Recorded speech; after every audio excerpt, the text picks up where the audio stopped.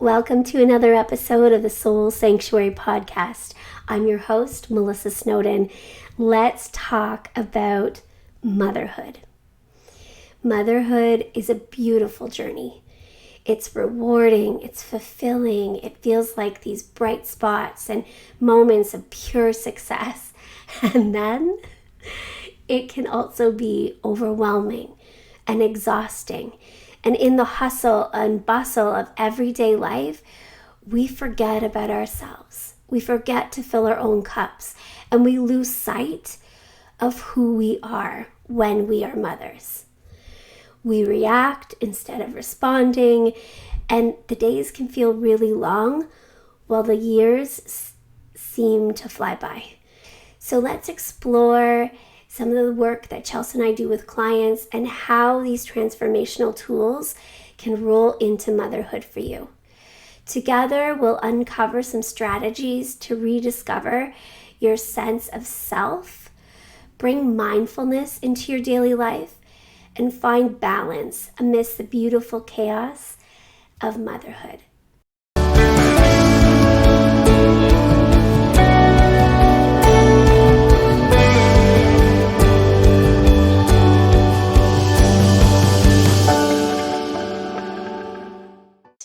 Welcome, Chelsea. Thank you for joining me today. I'm really excited to having you.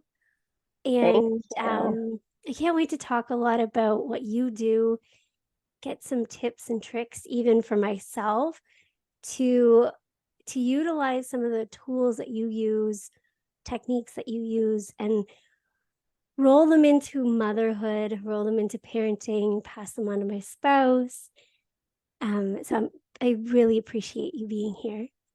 Thank you, Melissa. Yeah, no, I'm happy to be here and to share more of this awesomeness, right? That's kind of the whole point of why we do this work, right? That's right. Yeah, we Yeah. can't harbor it for our own selves. We have to share it to people that need it the most, which is everyone. Yeah. Before we get started today, I want to ask you a question because I ask all my guests this question. What is it that lights your soul up? What makes you feel alive? What brings you the most amount of joy in life? I love that question. That's amazing. I would say for me, it is serving in some capacity.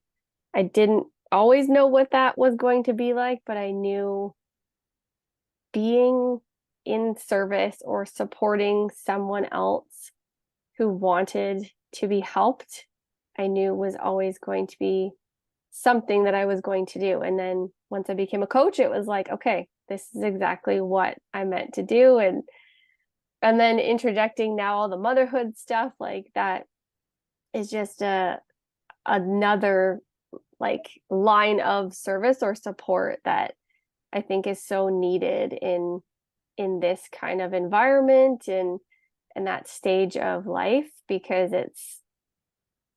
it can be tricky and there can be a lot of things to navigate and a lot of emotions and a lot of the things that can come up when raising kids, and especially when they're little. But I think that 100% lights me up, because knowing that I get to help someone because I know where I once was, and then having somebody come in and say, like, when I met my coach, it was like, thank you. Like, thank you so much, because you saved so many areas of my life.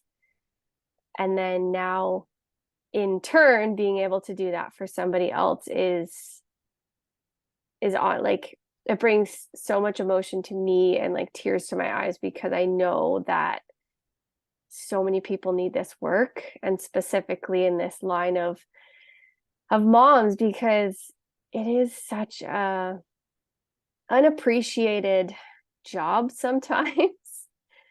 And you can really get into that and be stuck in those feelings of like, I'm doing this for them, not for me, and just go through the motions of life. And then 30 years passes by and you have no idea where the time went.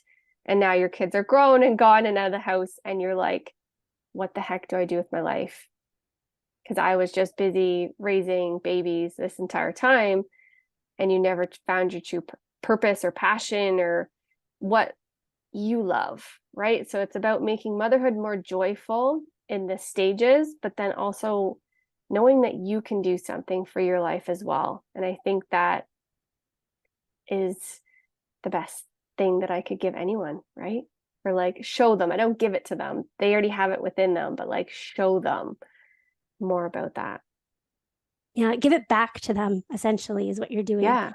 right? You know, and we in our line of work as coaches know that all the things we're teaching everyone, they do have within themselves. It's just bringing it to light and bringing it out for them and getting them to remember how to utilize those tools. I just want to back up for a second because you mentioned where you were kind of at when you discovered these tools and techniques that we now teach other people. It sounds like it wasn't exactly a life of purpose and it was maybe a bit chaotic. And I just want to give the listeners a picture of what that might have been for you then, where you were at, and where you are right now. Mm-hmm. Yeah, no, I think that's great to have that reflection because I know at that time in my life, I listened to so many stories. I loved podcasts. So I always listened to podcasts or audiobooks or something. And it's so easy to be like, yeah, but they have all of their stuff together and they're not where I was. And it's so hard where I am now. Like it's so easy to look at that reflection and be like, yeah, but it's so much easier for them. But for me back then, it was, so I've been doing this work now for 3 years, just over 3 years. And where I was, so for me, it was kind of around the time, um, well, let's jump back 5 years, I guess, because that was kind of when it all started, was when I became a mom for the first time. So I have a 5-year-old, a 3-year-old, and a 7-month-old. And for me at that time, becoming a mom the first time, I was like so beyond excited. I was so ready for it mentally, physically. I prepared all the things. And then having the birth to go the way that it did really kind of blindsided me. Like I ended up having a C-section when I didn't even have an epidural in my mind of how that birth was going to go. So that kind of, I guess, kick-started my motherhood off kind of on the wrong foot. And it just kind of felt after that, everything was hard or a challenge, or there was like friction to like every single thing that would go on. Um, and it got so bad that it would, my husband would come home from work and most days not even want to come home because he knew I would be in some kind of a funk or the continued funk that I was still in. So ultimately our conversations really were nothing. Our communication like was horrible. And then through the days, just kind of living in this like trying to still work. I had a network marketing business at the time that I was trying to kind of get up off the ground.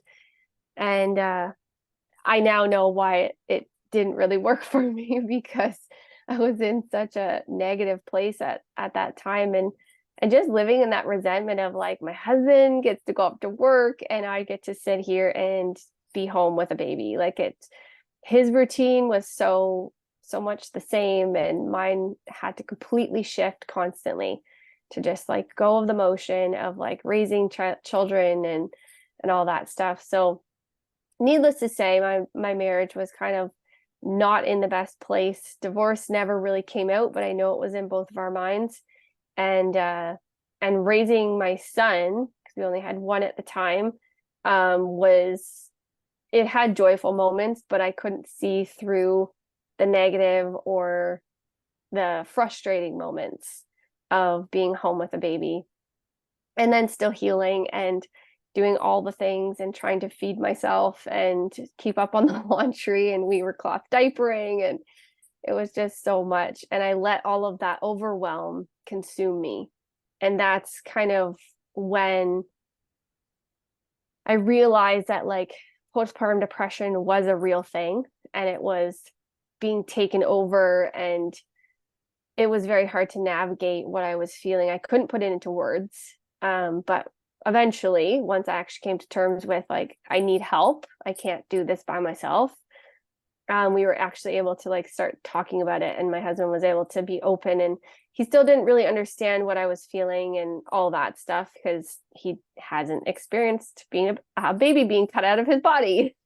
So um yeah, but we were able to actually like start making headway and having conversations about it and seeing how he could help out a little bit more, even though he was working long hours and all that stuff. But when he got home, it's like, maybe give me time to like do something and stuff. So we kind of worked on some different things that would work and kind of created our own schedule in a way. And then slowly but surely, I kind of brought in a little bit of more joy and things I loved back into my life. And then we ended up having our second child 3 years ago. And I kind of was introduced to this work right after he was born. Because in my head, I'm like, if I have a second child and I have the birth to go the way I want, like I thought everything will be fine. Like it'll be fine, not realizing the added stress of now you have two kids and then you have a toddler to entertain and a baby and all the things, right? But in my head, I'm like, nope, this is what's gonna fix it is I'm gonna be happy because I'm gonna have a birth the way I want it to go. And so we ended up having him at home, which is exactly the way I envisioned it, but it's still like I knew there was stuff that had to shift, right? So then being able to join some kind of program was life-changing for me. So my coach reached out to me and said, I have this free 5-day training. Do you want to come and join us? And everything told me, don't do it. Like, this is so outside of your comfort zone. But I'm just like, nope, nothing right now. I was like, at the last straw had already been pulled many, many times ago. So it was like, I need to do something. I had seen all the professionals and all the therapists, and I got some help, but it really wasn't what I needed in order to like really like harness and figure out how I could go forward, really. So yeah, going to her 5-day training was like mind blowing. I'm like, how do people not know more about this information and universal law and that we can control our thoughts? Like it just seemed so foreign to me that more people didn't know about this.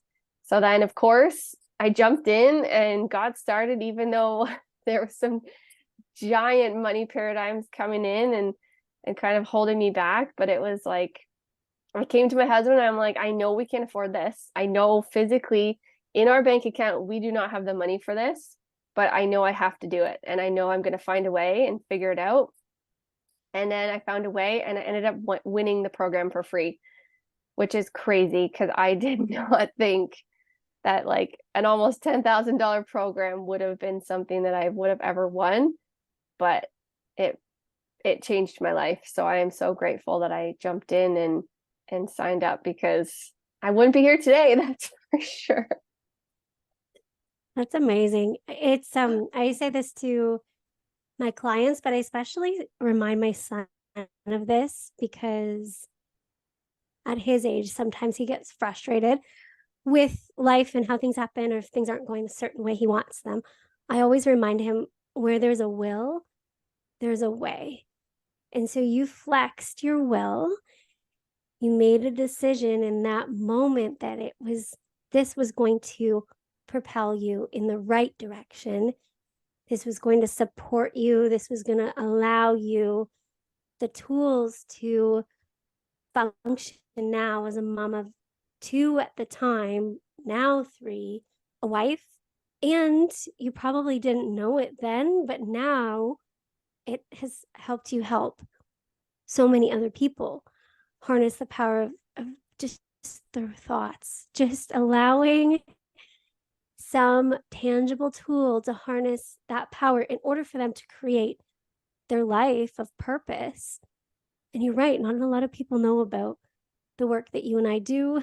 And I know there's a lot of people that still question it and maybe think it's a bit woo woo, but it's not like you're reaching for other kind of tools or rituals or any of those things. It's really just learning about yourself, knowing who you are in this moment and who you want to become, and making conscious decisions to become that person.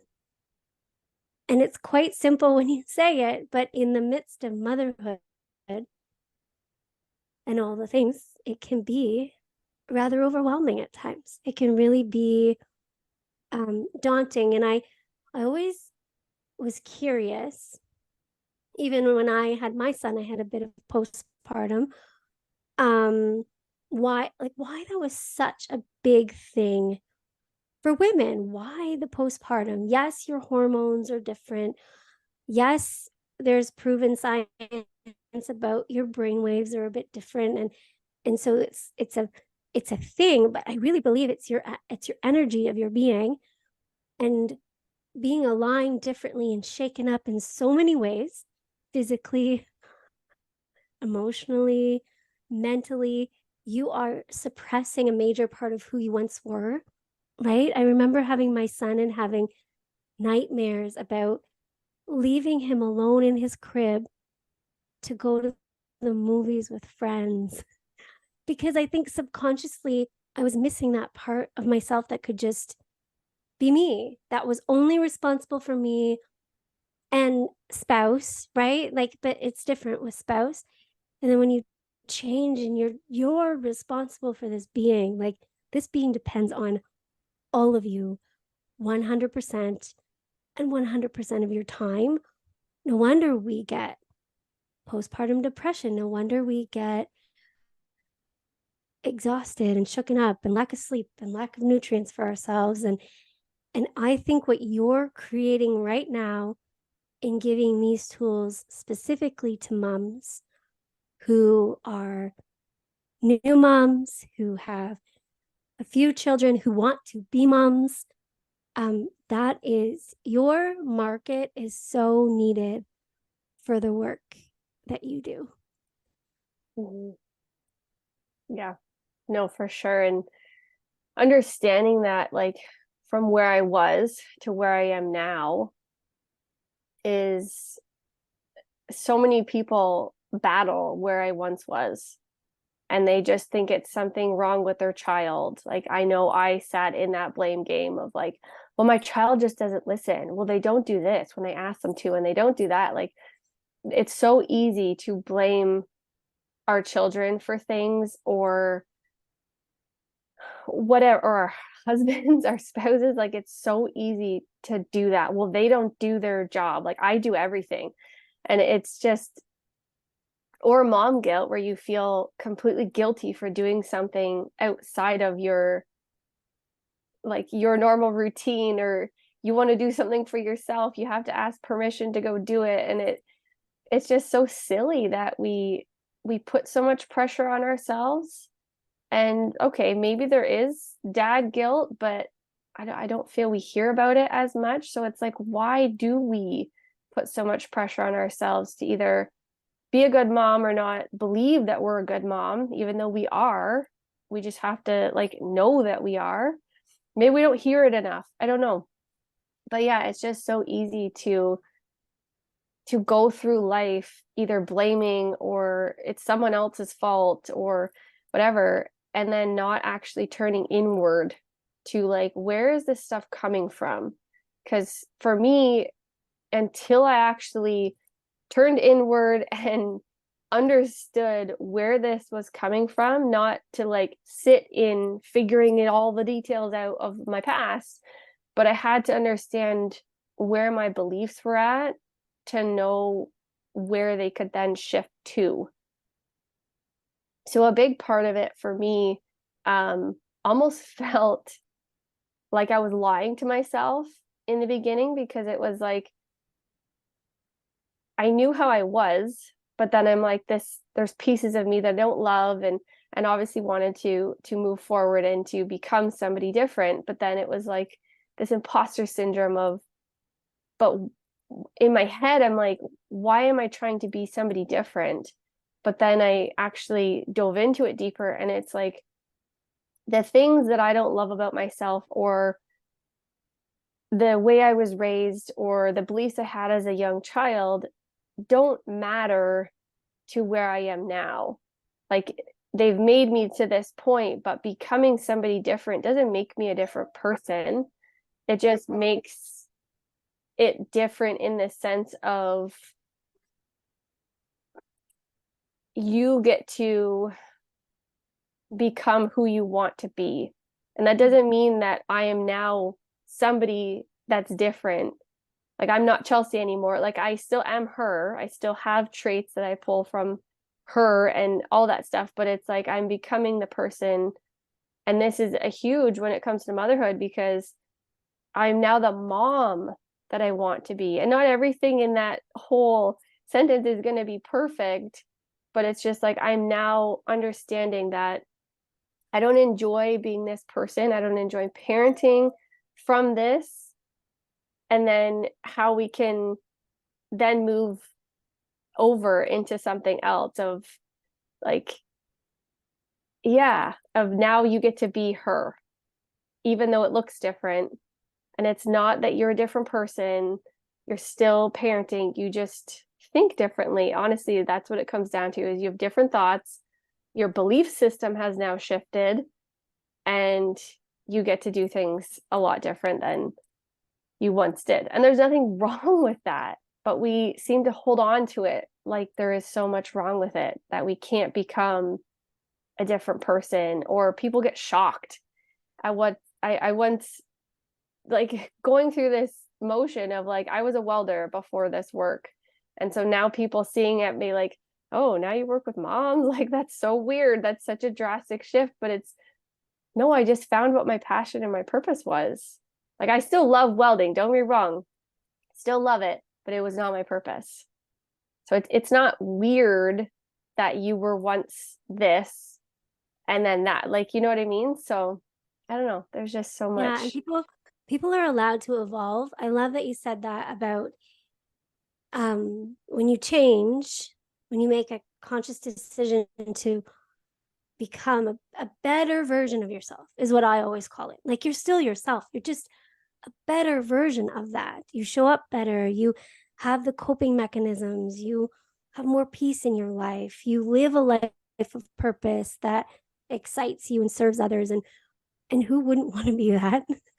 But as you evolve, it's really hard for society to see that. Like, I know even in our line of work, we get told by various, marketing and sales and all the things to kind of have a niche, stick with your niche, talk about this stuff, don't really stray from that. But we're not just one singular thing. And if you're not evolving and changing and desiring and growing, then you're just stagnant. And that's where most of us are, stagnant in a life of suppression and guilt and doubt and worry and fear, and then depression, and then anxiety, right? It's almost like the world's nervous system is in overdrive because they can't feel like they're allowed to become something totally different, because of comments like that from friends and from family and from community being like, what, you're a welder, why are you now a mindset coach for moms? Like, that's so weird. No, yeah, welcome. Hi, if you haven't met me in the last year, this is how much I've grown this year. And that's the way we're supposed to be. If you think naturally about nature, and like right now it's turning to fall, I can see the leaves changing. they don't stay off forever, or the leaves don't stay green on the trees up here in Canada forever, right? Even in other parts of the world, there's changes that happen physically as you move through seasons, be it the weather or whatever. Nothing stays the same. That's not supposed to happen. Our kids don't stay the same, for crying out loud. Like, your 7-month-old is not the same baby that was born 7 months ago and looked how he looked then versus now. Your 5-year-old's the same. My 12-year-old's the same, right? So for us to be stagnant in a job, first of all, that doesn't light you up, which so many of us do that. Why? Is often I ask the question, whose life are you living? Whose responsibility have you taken on? Because it's not your own. And then for you to be able to do this work and know that, just that information alone, and give it to your kids, it's going to be really exciting. And as a witness to it, because we work together, I'm going to get to watch these boys grow into what they want to be because you've supported that. And I'm curious if you have any like tips, tricks that you've started implementing just on a family level with some of these tools for coping mechanisms, for parenting styles, for stress regulation, because it is stressful raising children. I mean, you're raising a totally different personality than yourself, or you might be raising the same personality, just in a different body, right? And sometimes it's friction. So how do you do that? How do you overcome that friction in your daily life? What do you see? What have you seen in the past 5 years change? Mm-hmm. Again, I think it starts with you first. So I know I had to do the work on me in order to become a better mom and wife for my kids and my family. Right. So until I could really dive into what it was that was kind of holding me back into this place, then I could start kind of like I had to uncover all the stuff first, which is simple, but it's not easy. But it is so worth it when you are able to actually do that and to uncover these things about you that you maybe don't love, but that's okay. You can kind of start to navigate where they come in day to day. And I think figuring that out first for me was just like it made so much more sense when my child would say something or do something that I felt like triggered by, or that brought up an emotion from whatever in my past or whatever the case. And then after that, it was, now I can start to kind of like parent and be the mom that I want to be and handle situations the way I want to handle them. And for me, a big one was reacting. Like, I was constantly in the habit of reacting. And I had to learn that reacting to my child or a situation was not going to get me the outcome I actually wanted. So that was the biggest thing that I had to shift, is go to a respond. I had to be able to respond to my child. So it's like, get down to their level and talk to them eye to eye, instead of being up here talking to them and like shouting and screaming at them to like do something. And it's like I had to put myself into their shoes. So a good reflection for me to see my behavior first was seeing it in my sister. So she is very much in the habit of like go from 0 to 100 in like split seconds. And I know by seeing her react to her kids, or even my own kids, which like I don't tolerate that, is very interesting, because I saw it in her first before I could see it in myself. Like I knew I did that, but I had to see like see it outside myself first in order to do that. So, okay, like if you don't have somebody in your life that is modeling the behavior that you are currently doing, then I don't know, you could find somebody. There's always going to be a mom at the park or somewhere, wherever you are, or at the grocery store Sometimes, that's like screaming at her kids. sometimes that's your own child too, right? Like I found that Yeah. even in our house now, my son, the age he's at, um, when there's certain emotions that enter the house, if like my husband's had a bad day or what have you, the the kids change. Like their energy starts to change. And sometimes it's that, sometimes it's just like, oh wait, you're acting like this. How was I just like 10 minutes ago? How am I handling this? Okay, let's regroup here, right? I love the example though of like a mom at the park or a mom at playgroup or a mom at the grocery store. Yeah. Really? Oh yeah, okay. Thanks Yeah. for shining the light. Yeah, but like it honestly starts with that awareness, because if you are not aware that you're even doing this, so have somebody point it out to you. Like have someone that you love and you're not allowed to get angry at them, but it's like have them point it out that like what you do that you're really good at and what are some things that you could maybe work on. And ask more than one, like if you've got a close friend or something that you trust.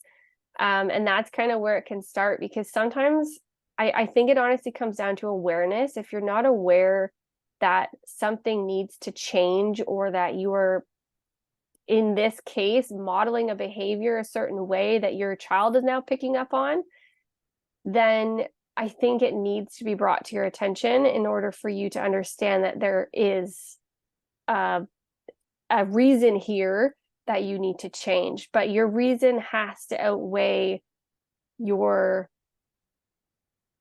I can't think of the word, but like you're wanting to stay the same. It's like if you are comfortable in your life the way it is, then keep living your life. But if you feel there's like the slightest something that needs to shift, or you don't love that your child freaks out on things, it's like turn the mirror on yourself as well. Like it doesn't feel good at all, trust me, but it's something that needs to be done, because your child's only going to benefit from seeing you do that and seeing you shift in the way that you handle things.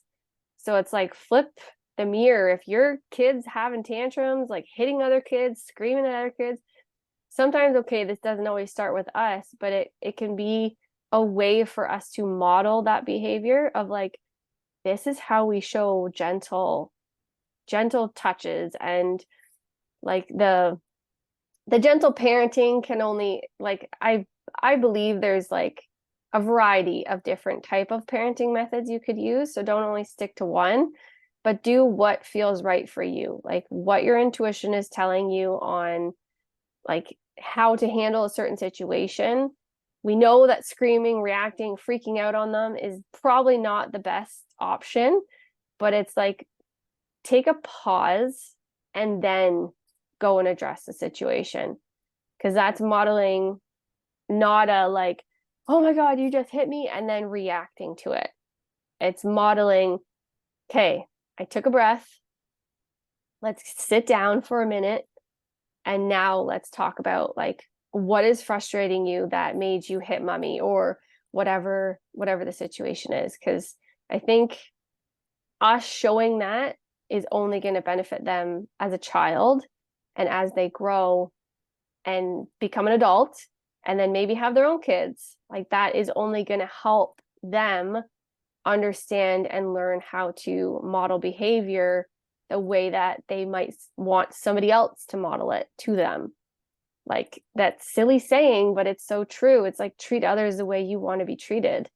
Like if we're not treating our kids the way that we want to be treated, how do we expect them to treat us nicely then? Yeah. That's such a it's really does start, it starts and ends with us. We are the first responders for our children. Like we're the first level of interaction, impact, the whole nine.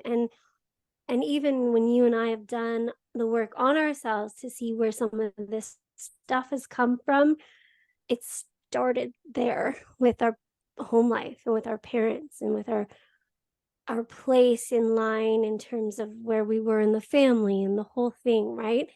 Not my mom listens to these podcasts, and I'm not saying my mom wasn't an amazing mother. She absolutely is, 100% to both my sister and I. And yet there's still things about me that I got from her and my dad that maybe don't serve me to my full potential, only because that was the best information that they had, right?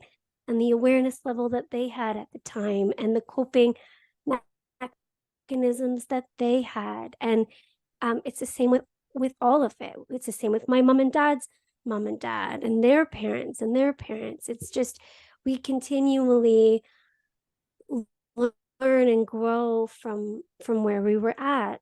I often ponder, because our kids don't like listening, right? No kid likes listening to their parents. I know I was probably the same. I know my sister for sure was the same. I often ponder that, thinking like, I remember hating being told what to do. That's just kind of part of my human design, though. It's part of who I am. And I also remember feeling like I just wanted to be heard.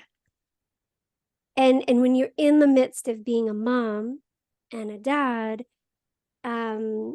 sometimes you don't remember to allow that child to be heard, because you have an agenda, you have a night, you have a routine, you have things you got to get done, you have dishes and a dog that needs walked or played with, and a running kids here, there, and everywhere, and then getting ready for bed and get up in the morning and go to school, right? Like we're so stuck in that we forget that these little beings, and even as they transition into preteens, teenagers, and beyond, they just want you to hear them. And sometimes we just want to be heard. And if they're not listening to us and we're not listening to them, it creates immense fiction. And we should just, like you said, take that breath, take 10 breaths if you need. Sometimes I would go, especially during the pandemic times. It was so much, so much friction. Talk about a husband not wanting to come home. It was that in our house, just like so much friction. I would retreat to the bathroom, lock myself in the bathroom, and breathe and do a meditation, just to regroup many, many, many, many, many times, because I could feel my blood pressure just like going, right?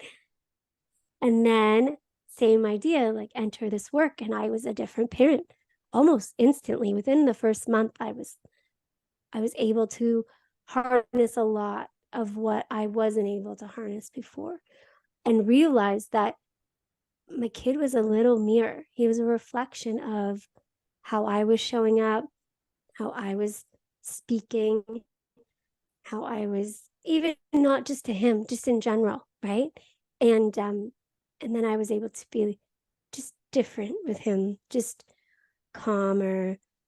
Not and here's the other thing for everyone, not 100% of the time. There's times still where I feel like we can slip out of it and be like, oh no, I just got upset because I asked you for the 10,000th time to unpack your bag after school and play with a dog or what have you. But then to realize you've done it and then immediately connect again and say, I'm really sorry. The reason I got upset is because I'm tired of asking and not being heard, not being seen. And you can actually take the things that you know now and tell your kids, we're not perfect as parents. We mess up. There's parts of us that we're still trying to nurture that come out. And I am so open with him and so transparent that he now mirrors that back to me. When he has a fit, he'll come back and be like, Mom, I don't really understand why I got upset. I just feel really angry inside. And I just want to apologize because it wasn't about you. I've just felt this all day. And then we get to talk. Most of Yeah. it's hormones because you're 12. Yeah. Yeah, no, I love that you said that because that is one big thing. And I'm the same way. I love my mom, love my dad, but there are just pieces of them at their current level of awareness when they raised me that were just, I don't love. And that's okay. They know that, but they were doing the best they could at that time.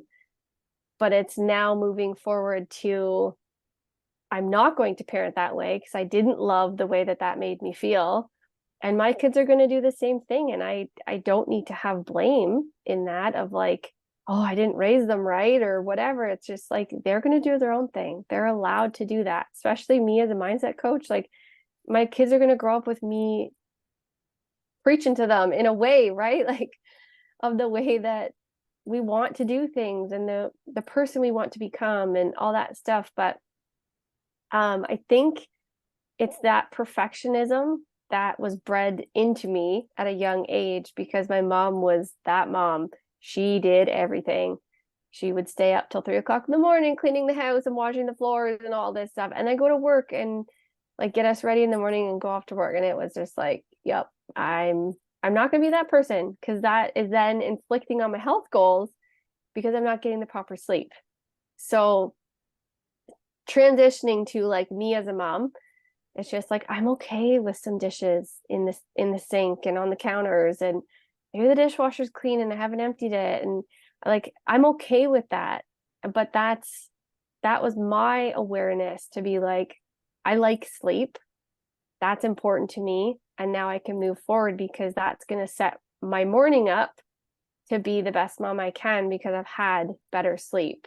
It's not great, but it's better right now with a 7-month-old. But it's just like meeting yourself where you're at and understanding that we are not perfect. You're allowed to say, Mommy made a mistake. Like, I am sorry. Or my new thing I say when I have said something that was just kind of like came out and it was probably a piece of the old me, was just like, I'm sorry, that sounded really rude. Let's try that again. And so it's like I'm modeling these words of like, it's okay to apologize when you've said something that you don't really mean, because it's just like in the moment it was just like, we gotta go, like we're late. And it's okay to then say that to your child and be open with them, like you said, Melissa, because they're only gonna pick up on that. And then when they have a meltdown or they've screamed at us for no reason, they're going to be like, oh my gosh, that sounded really rude. And then carry on asking in a polite way or tone. So, yeah, it's Yeah. just such a work in progress, but you have to focus on the positives. Like, you cannot sit and focus in the past or on the negatives, or you will live there. And so being able to focus on the positives or the joyful moments of being a mom and a parent is, I think, what is going to carry you through and allow all of those like not so great moments or the moments where your child's still learning, even though they might have just hit you, you can still show them love and you can still see a learning or a lesson in that moment for you and them, and be able to then move that forward. Yeah. That is so powerful. I know we've been talking a lot about that in our morning study clubs at the 9 o'clock, is like mistakes are not meant to be dwelled upon, right? And as humans in all our beautiful humanness, we do that. You're like, oh, I screwed up and I'm this kind of a parent now and blah blah blah blah blah. And no, we make mistakes for lessons. We fail, make mistakes to learn, to move forward, to discover the things that we don't want so we can discover the things that we do want, right? It's so foreign to me, but who in the world decided that we couldn't mess up? Like, where did that begin in our lives where falling down and jumping back up and keep going was no longer the norm? We do that from day one, when we learn to eat, when we learn to walk, when we learn to drive, for crying out loud, right? Mhm. And then at some point in there, it was no longer okay to mess up. And now we just got to like get it right. And if we don't get it right, we dwell on it. And that is only keeping you in that state, that energetic state of beating yourself up. And then you all of a sudden, like you, all of a sudden you're living there every single day. Every morning you're waking up and you're just fight or flight continuously, new baby, brand new life of motherhood, and you don't recognize yourself anymore, right? And I think that it's so very important. We even tell our kids it's okay. It's okay you made a mistake. It's okay there was an accident. It's okay you dropped this on the floor, spilt that, or what have you, or when your babies are learning to walk, we're like, it's okay, you're gonna do that, you're gonna fall down, get back up, right? We tell them that, and then at some point in our lives, it just switches, and we don't feel like it's okay anymore. And to model that behavior and continuously model that behavior for your children, that there's no perfection to strive to, it's just consistently showing up in your life for you with a purpose in your heart and peace in your mind and soul and calmness. That's living. That's going to be the best life. And I think it's so beautiful that you have the means now to show that to other people who are raising other humans. Mhm. I think it's so important as a mom to not hold back on yourself. Like if you have a purpose or you have something that it's even just like a thought, it'd be really cool if I could do this. It's like, go for it. You're only going to teach your child that they can then take risks and go for something. Like out of me resigning from my job and diving into this work and becoming a coach was probably the best thing I could have ever done for my family. And many people are going to disagree with me because I left a pension, I left benefits, I left a good paying job. It's like the mom I was when I would leave that job, I had to work night shift for like the daycare and the school and all that stuff. So it was like the mom I was when I would come home was not the mom I am now. And it was just such a reflection of like, this is not who I want to be when I leave this work and go home to my family. Like, how can I make this change? And it wasn't quick. Like that didn't happen overnight, but it triggered a thought in my mind that like it can be different. It doesn't have to be this way. And I can still make money working from home and I can still have my child home with me and still do this work. Like he's just waking up now, but like I can I can still do this. And that's only modeling that behavior and decision making, I think is a big part of this is what we're trying to teach our children is like how can we teach them to make decisions that really align with them and that feel good in their body, that really make them like say, yes, that's exactly what I need to do. Instead of like, if we're always just kind of like, well, I want to do this, but I don't want to do it, or I'm staying at my job because of this, they're going to only pick up on that. They are such strong magnets toward our energy. It is crazy. And they can feel that when you're not doing something that you're super passionate and that's purpose driven and that you love, because you can only be like, I'm not knocking any stay-at-home moms, but you can only be a mom like so well, I guess. Like I know for some people they say that is their purpose, but I would like to kind of prompt those people, if they're listening, to say, like, what is it that truly lights you up? Because raising your kids it's a big part of that. I understand, but that can't be your full purpose, because eventually your kids are going to grow up and they're going to move out and start living their own lives. So it's like, what could you do now that is going to allow you for that time when your kids are out of the house? Because it's going to happen. It's inevitable that they're going to move out, unless we want our kids to stay in our basement forever. I know I personally do not want that. I want my kids to live their own life and to go after their own desires and find their own purpose, right? Yeah, they do. They fly. Even if they're home, they still fly. We're in that stage now where he's releasing parts of me, and that when that started happening, that's when things shifted for me personally. It was like, okay, it's time. It's time to find something for myself in order to serve others, in order to give myself another piece of a purpose. Because trust me, those listening with littles, they do. They grow away from you, and you are left with a big hole. So find it. Take Chelsea's advice and find something that lights you up in addition to being a mom, right? Like, you can have an and life. You can have all the things you want. It's just that mindset piece. It's that simple switch of deciding and believing that can be true. Yeah. Yeah. Yeah. So many good nuggets in here today, Chelsea. Thank you so much.